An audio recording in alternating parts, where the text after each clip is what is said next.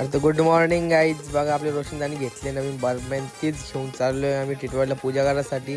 सगळ्यात पहिले गाडीत पेट्रोल टाकणं. आम्ही पोचलो गाईज टिटवाळ्याला. गेली भजीच्या असे पूजा विजानं गेलो रोशनदादानं आम्ही दर्शनाला गेलो. ते दोघं आलं नाही गाईज, त्यांना काय माहीत त्यांना काय आता. मग गेलो आम्ही गाईज तिथून घरी. बघू शकता भावांची आपल्याशी व्हिडिओ काढली मस्त. नंतर गेलो गाईज आम्ही जिमला का गेलो कारण होता रोशनदादाचा गाईज बड्डे आज. ते सांगायचंच विसरलो तुम्हाला. पहिले केला जिममध्ये बर्थडे गाईज, मस्त बर्थडे सेलिब्रेशन केला. केक बिक कापला. पहिले टाइमपास केला आहे. नंतर फॅमिलीला केक घेतला कापाला. की बर्थडे टू यू रोशन दादा. तसंच गाईज आम्ही काढतो फोटो बिटो इथून तसंच जाऊ आम्ही घरी.